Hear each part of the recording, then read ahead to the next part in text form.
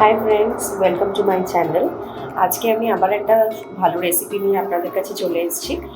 এই রেসিপিটা আজকে যেটা আমি আপনাদের সাথে শেয়ার করব সেটা হলো মাটনের একটা প্রিপারেশন।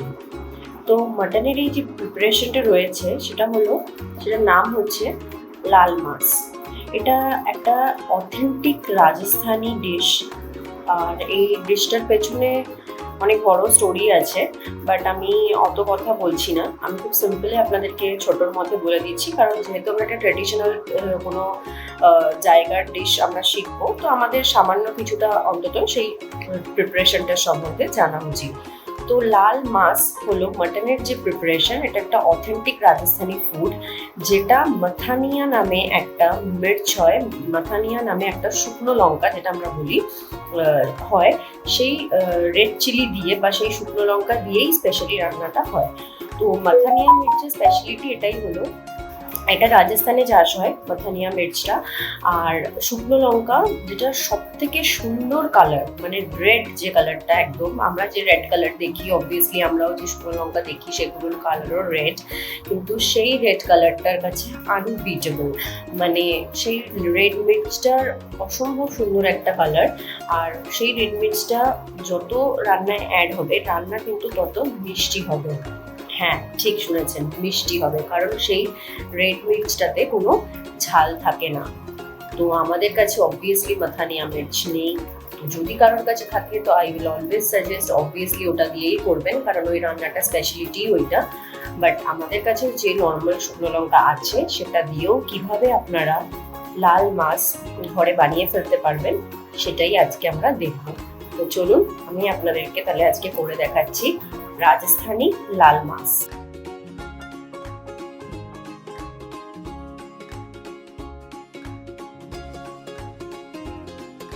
লাল মাছ বানানোর জন্য আমি এখানে 500 গ্রাম মাটন নিয়েছি। 500 গ্রাম মাটনকে আমি প্রায় 2 ঘন্টা মতো আদা রসুনের পেস্ট দিয়ে ম্যারিনেট করে রেখে দিয়েছি।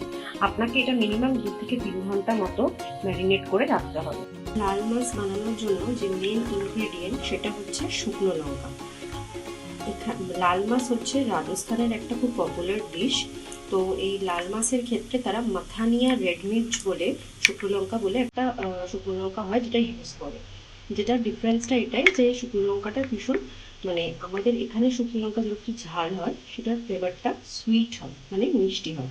তো আমরা এখানে মাথানিয়া রেড মির্চ পাবো না, তাই আমরা নর্মাল শুকনো লঙ্কাকে আমি এখানে গরম জলে ভিজিয়ে সেটাকে মিক্সিতে ব্লেন্ড করে নিয়েছি। এটা কিন্তু প্রচণ্ড ঝাল, তো আপনারা যতটা ঝাল খাবেন সেই বুঝেই দেবেন। আর আমি এটাতে সর্ষের তেল দিয়ে রেখে দিয়েছি, এটা আমি তাহলে অনেক দিন অবধি ফ্রিজে স্টোর করে রাখতে পারবো। লাল মাছ বানানোর জন্য আমি কড়াইতে প্রথমে 3 টেবিল স্পুন মতো তেল দিয়ে সেটা গরম করতে বসিয়ে দিয়েছি। তেলটা যখন হালকা গরম হয়ে এসছে, তাতে আমি দিয়ে দিচ্ছি ঘি।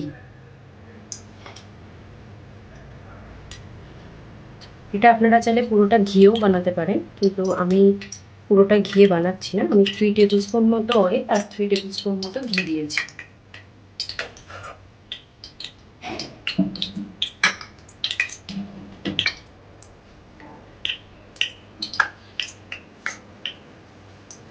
এটা হয়ে এসছে, গরম হয়ে এসছে খুব ভালোভাবে।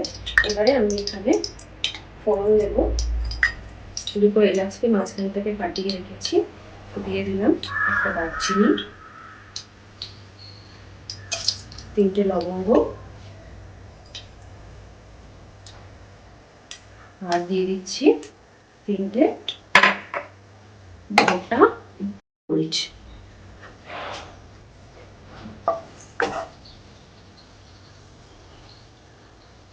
এবার আমি 2টো মিডিয়াম সাইজের পেঁয়াজকে এখানে স্লাইস করে নিয়েছি, সেটা আমি তেলে অ্যাড করে দেবো।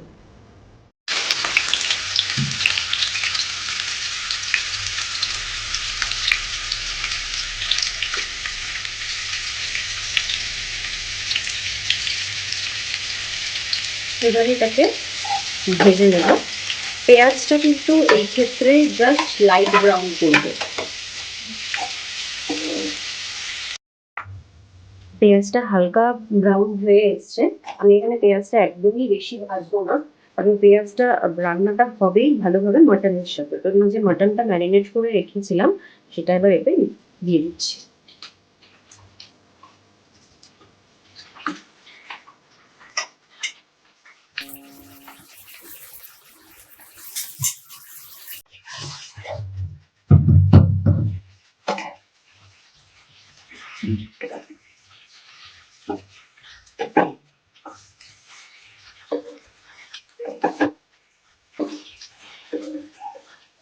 এর সাথেই আমি এতে অ্যাড করে দেবো, আমি আদা রসুনটা আগে থেকে পেস্ট করে রেখেছিলাম, সেই পেস্টটাকে আমি অ্যাড করে দিচ্ছি। বেশি না, আমি এখানে যেহেতু আমি এটা অলরেডি আদা রসুন দিয়ে ম্যারিনেট করে রেখেছি, তো আমি 1 টিস্পুন মতো অ্যাড করে দিলাম।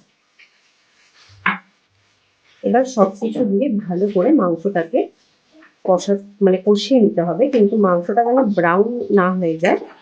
যতক্ষণ অবধি এটা ভালোভাবে না কষছে ততক্ষণ আমাদেরকে এটাকে কষিয়ে নিতে হবে।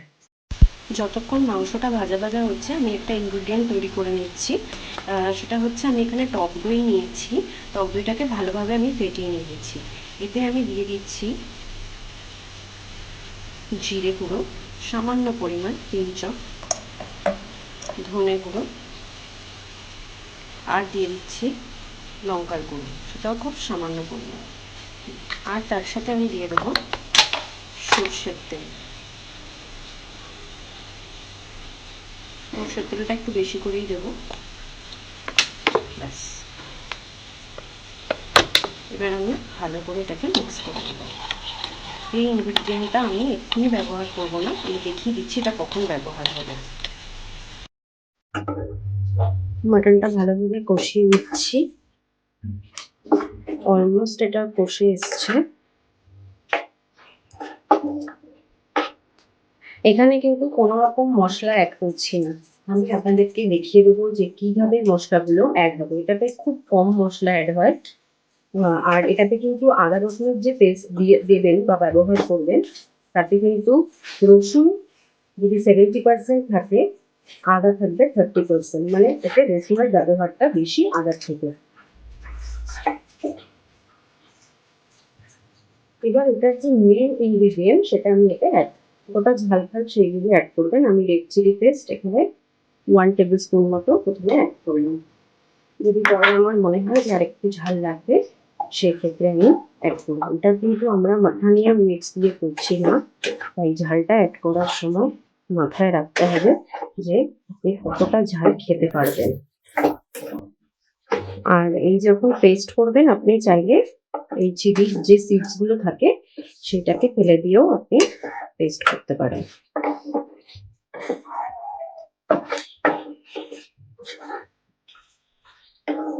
এটাকে টাইম দিতে হবে, এটাকে এখানে প্রায় 5 মিনিট মতো আমি কষিয়ে নেব। সামান্য নুন অ্যাড করে দিচ্ছি 1 টিস্পুন মতো। এটাকে এখন কোনোভাবেই আমরা ঢাকবো না, আগে এটা ভালো করে আমরা কষিয়ে নেব।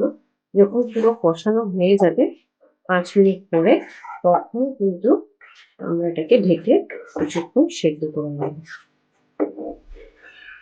আমি ঝালটা টেস্ট করে দেখলাম, আমার মনে হয়েছে আরেকটু ঝালের দরকার আছে, কারণ এরপরে যেহেতু দই অ্যাড হবে, তো আমি আরও 1 টিস্পুন মতো, তো টোটাল 2 টিস্পুন মতো আমি রেড চিলি পেস্ট অ্যাড করেছি।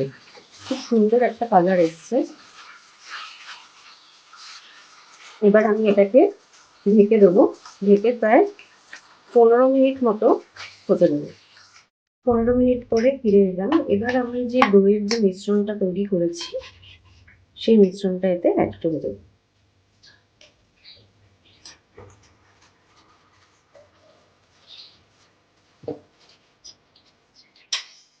ভালো করে এটা মিক্স করে নিতে হবে।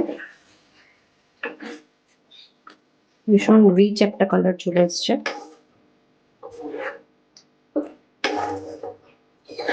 এটা ভালো করে মিক্স করে, এবার যদি আপনাদের যদি চটজলদি থাকে তাহলে আপনি ভালোভাবে মিক্স হওয়ার পরে প্রেসার কুকারে দিয়ে আপনি তাড়াতাড়ি সিটি দিয়ে এটাকে সেদ্ধ করে নিতে পারেন। আর না হলে আপনি এটাকে এইভাবেই এখানে রেখে দিয়ে প্রায় আধ ঘন্টার মতো সময় দিলে মাটনটা ভালোভাবে পুরোপুরি সেদ্ধ হয়ে আসবে।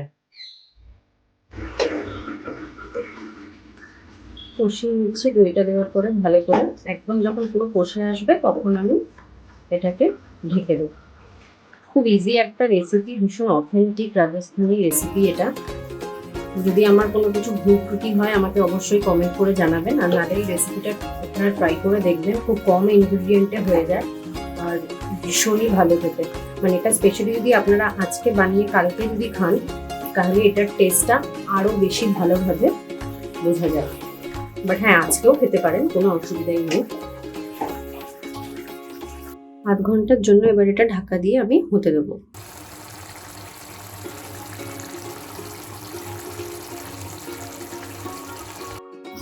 আধ ঘন্টা পরে ঢাকনা খুলে আপনাদেরকে দেখাচ্ছি। দেখুন তেলটা পুরো ওপরে ভেসে উঠেছে আর পুরো মশলাটা আমার, আর মাটনটাও ভীষণ ভালো সেদ্ধ হয়েছে, আপনারা দেখতে পাচ্ছি। তো এবার আমি এটাকে সার্ভ করে আপনাদেরকে দেখাচ্ছি।